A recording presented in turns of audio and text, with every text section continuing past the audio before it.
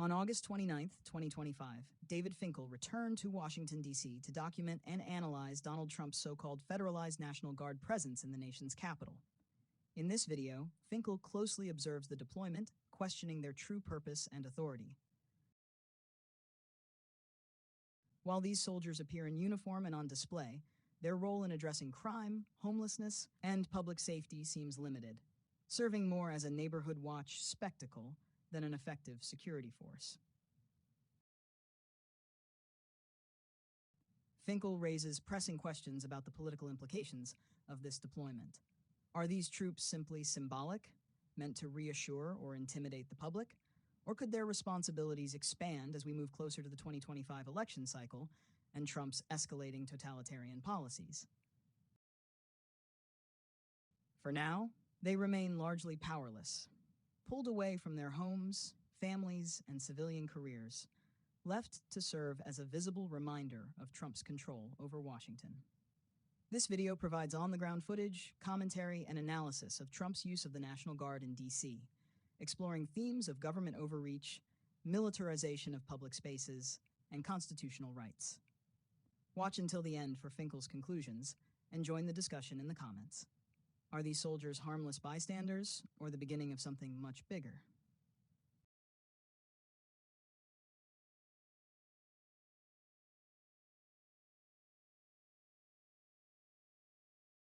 Part 1. Recap.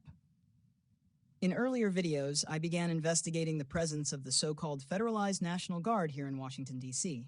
What quickly became clear is that these soldiers have no official OPORD, that is, no operational order, or at least none that they are willing or able to discuss. When questioned directly, many guardsmen showed little understanding of their actual mission. This raises a troubling possibility. Either they genuinely don't know why they're here, or their mission has been deliberately obscured from public view. In those first reports, I documented soldiers standing post without authority to address real issues like crime or homelessness, essentially reduced to a role of symbolic presence. Their deployment appeared less about enforcing laws and more about sending a message to the public, serving as a visual display of federal power rather than an active security force. If you haven't seen those earlier investigations, I strongly recommend you check them out for the full context. The links to those videos are provided in the description box below this video. Sitting here on the National Mall trying to look homeless, leaning up against a tree in the shade. Got my little homeless bag.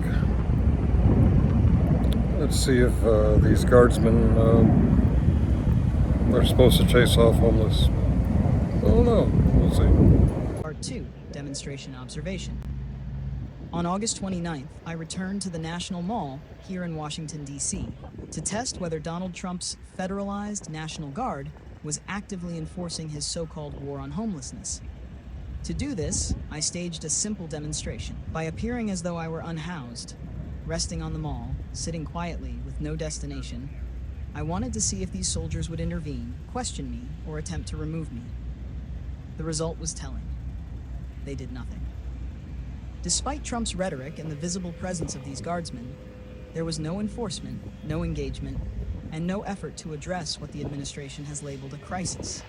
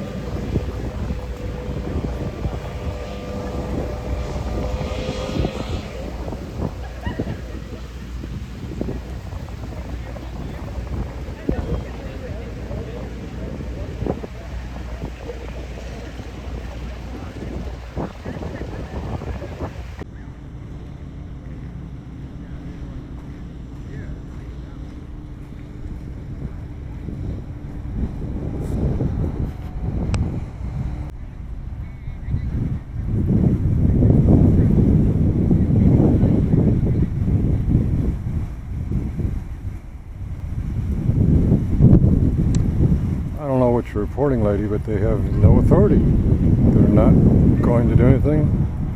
Maybe they'll call it in for you. They're just here to be seen. Whatever you're reporting, they're going to blow you off.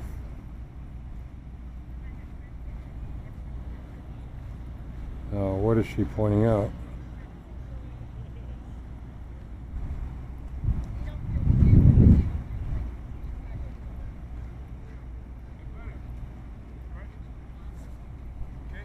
Yeah, and yourself?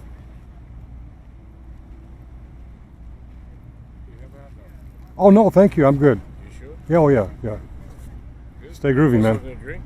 Oh no, I'm good. Sure? I'm just seeing here if they'll react to me, Oh, and they won't. They're actually just here to be seen.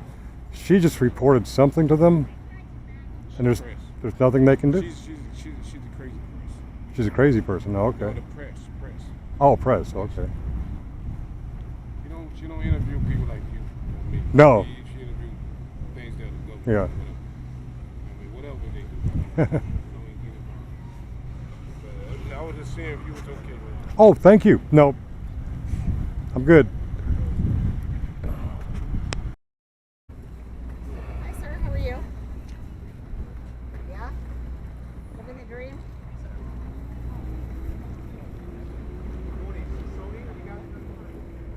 You look like that congresswoman. I do? I'm not a congresswoman. Which congresswoman? Marjorie Yeah, why are you laughing? Marjorie Taylor Greene. Sir, thank you. Yes, sir. Yeah. Thank you, sir. Uh-huh. Yes. She's from Bring Georgia. that up. Who is that? She's from Georgia. Is that a compliment? It depends. Are your politics left or right? No, I'm not. She doesn't know how bad. Yes, Yeah. sir, you're right. If your politics are right, it's a compliment. If your politics are left, it's an insult. Thoughts, yes. So, yes, Marjorie yes, sir. Taylor Hill? Marjorie Taylor Greene. She looks just like her. Yeah. So thank you. You made my day. Although if it was her, she'd be kicking me right now. So it's not her. I see her. Wait. Yes. With those glasses, right? Huh? With the glasses, right? Oh, actually, the glasses take away from the image, but yeah. Look like her? Yes. No, Yeah. I do not. She's from Georgia Democrat. Yeah. No, no, Republican. Republican. Marjorie Taylor Greene. She's with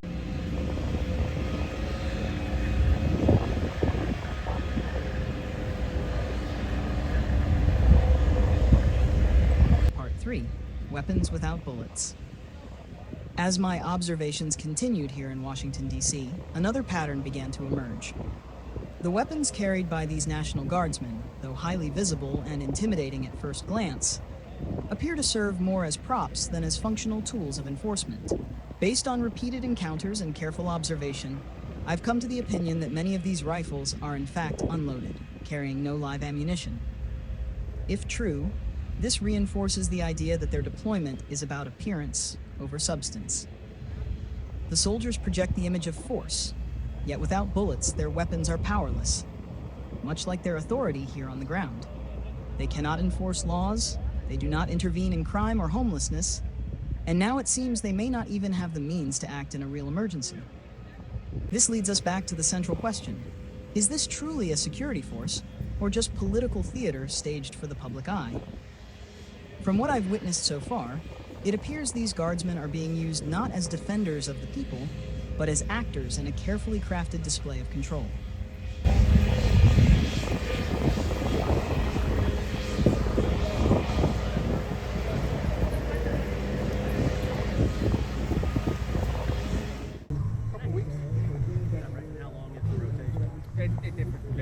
When the thing spins again. Yes.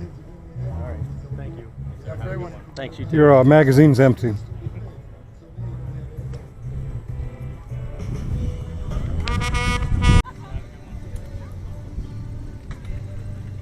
Hey, specialist, your magazine's empty.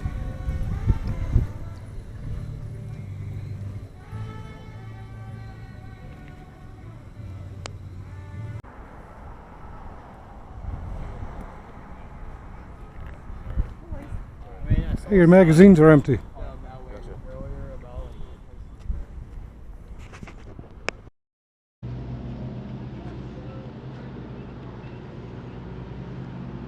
Your magazine's empty.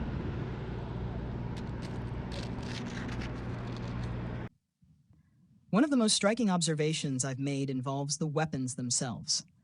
While these guardsmen stand watch and chat with tourists, their rifles are often slung casually across their shoulders. A closer look reveals something important.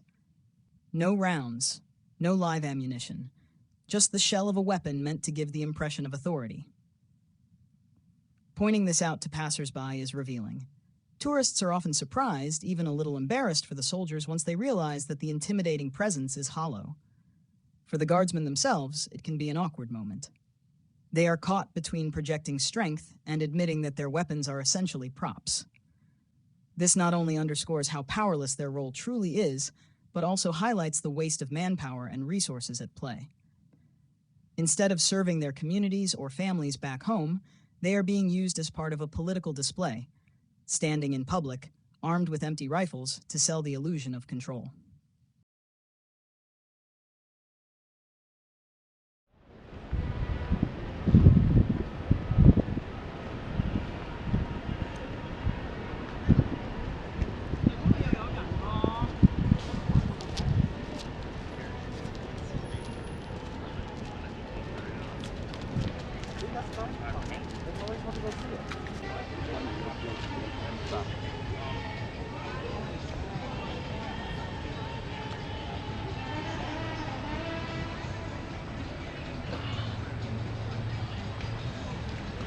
This moment may be the clearest evidence yet of just how powerless these National Guardsmen really are.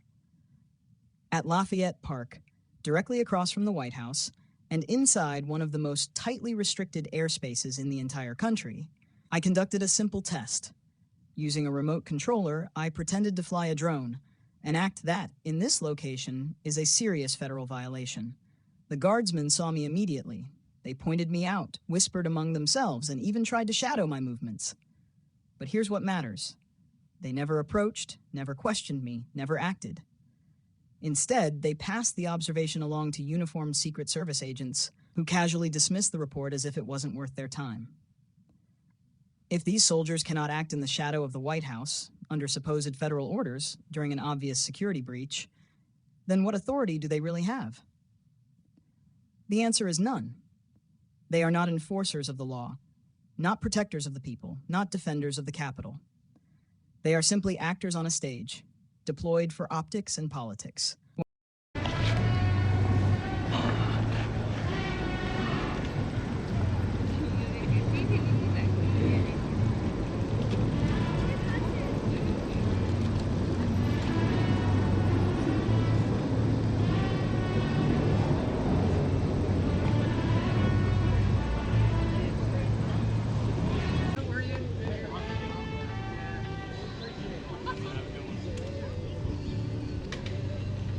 Hey, Specialist, your magazine's empty.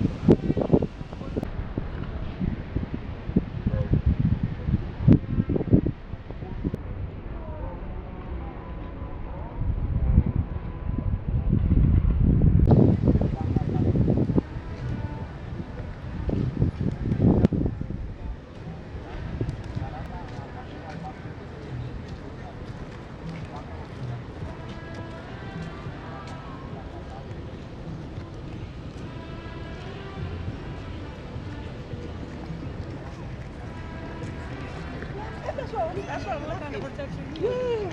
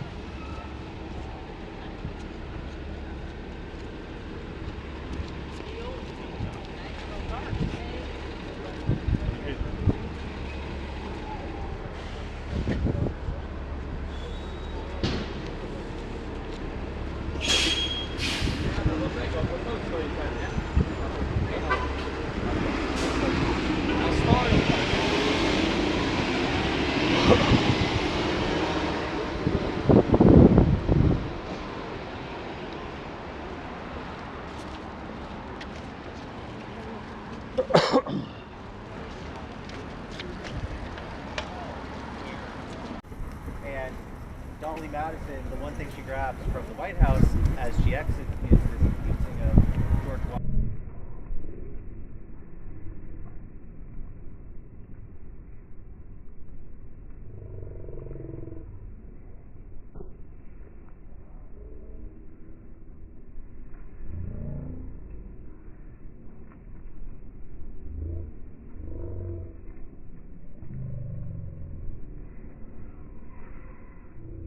The story makes it seem like she runs a far distance to their house, but it was really just across the street to here. the way you framed that story was so funny. Yeah. Yeah, you have to laugh at that one.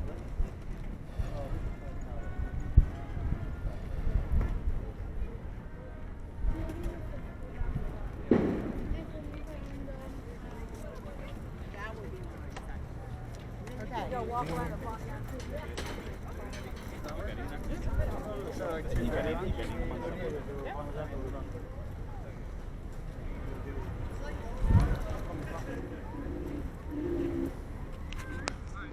And they said they saw someone with like a controller. It looked like they were trying to fly a drone. Oh. So we're just checking. It looked like you maybe had a harness or something. Oh yeah, I have a body cam. It's just body cam? Yeah. Oh, cool. Yeah, we were just looking to see if there was a drone somewhere. Oh, no. No, you can't do that near this closed. Yeah, absolutely not. Yeah. Cool. Thank you. Yeah. Have a Yeah. good one.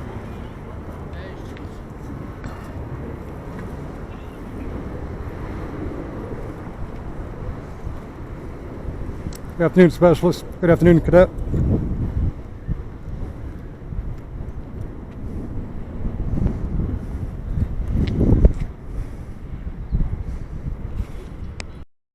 Silly guardsmen. Yes, see what we see, but this is where everything is. Conclusion. Across all of these observations, one theme has been consistent. The National Guard in Washington, D.C. has no real authority. From their lack of an operational order, to their non-response toward homelessness, to the empty magazines in their rifles, and finally to their complete inaction at Lafayette Park. Even under the shadow of the White House, the truth becomes clear. These soldiers are not here to enforce laws or protect the public. They are here to be seen. Donald Trump's deployment of these guardsmen amounts to a political performance, a show of force without force, a display of power without purpose. The men and women in uniform are reduced to standing props, far from their families, their communities, and their real responsibilities, trapped in a stage play designed to project authority. The danger, of course, is not what they are doing now, but what they might be ordered to do in the future. For the moment, they remain harmless, powerless, and symbolic. But as the election cycle heats up, the question lingers. Will this symbolic presence harden into something more? Only time will tell.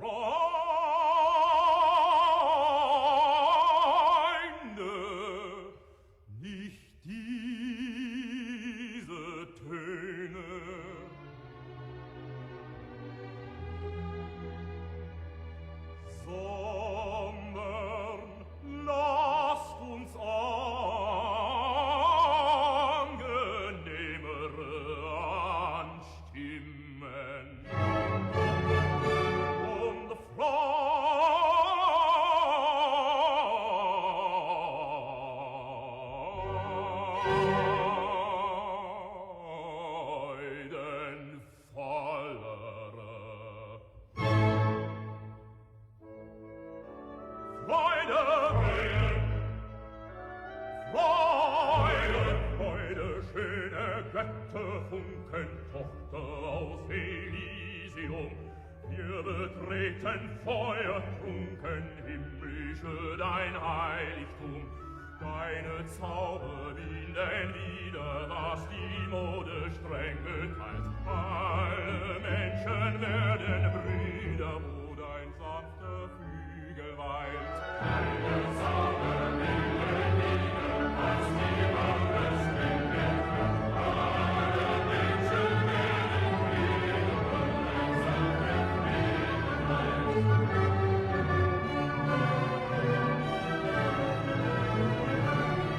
wo dein sanfter Flügel weilt.